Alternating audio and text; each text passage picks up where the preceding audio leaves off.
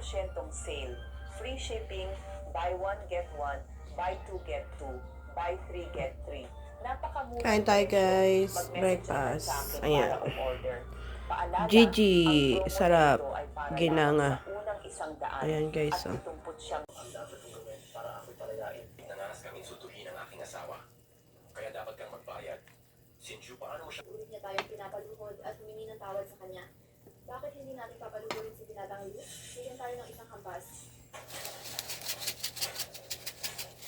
Nakikiusap ako sa inyong kapatawaran. Dito, ang ganitong uri ng basura na humahamak sa kalana ang pamilya Lu. Palangkap, hindi makakagawa ng tao ang ganitong paraan. Mukhang hindi ka pa rin nagsisisi.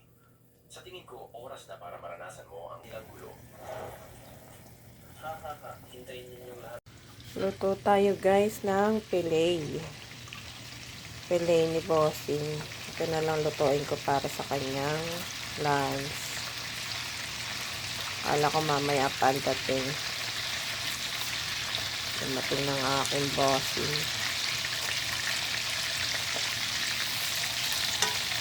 Fillet na lang guys. Fillet ka. Fillet. Ayan guys. Kunti lang sapa. Kasi lang naman eh. Tapos, scramble egg. Kailangan,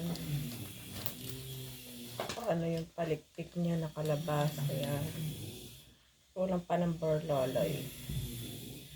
Barloloy. For today's video guys, yan ang ulam namin. Magmiminodo ako guys. Minarinate ko na yung baboy. Kunti lang yung niluto ko kasi si Boss John Lewel hindi naman kakain yung tulog na. Kaya tatlo lang kaming kakain. Yung isang rino nilagay ko dito kasi hindi ko siya ilalagay lahat. Kalahati lang lalagay ko dahil konti lang naman yung aking lulutuin baboy. Oh. Yan, mga ricado ko guys. Kunti lang. Pagtatluhan lang. Yan. Let's go guys.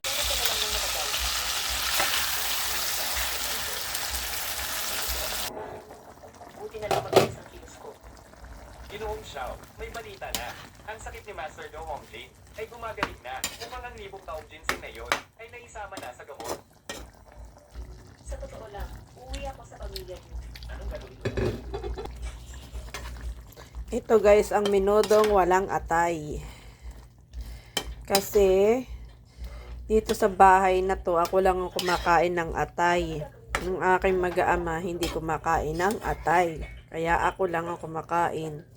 Unfair naman sa kanila kung ako lang kakain. Kaya, pag nagluluto ako menudo, walang atay. Ayan guys. Pero may rino. Yan. Yan ang yun.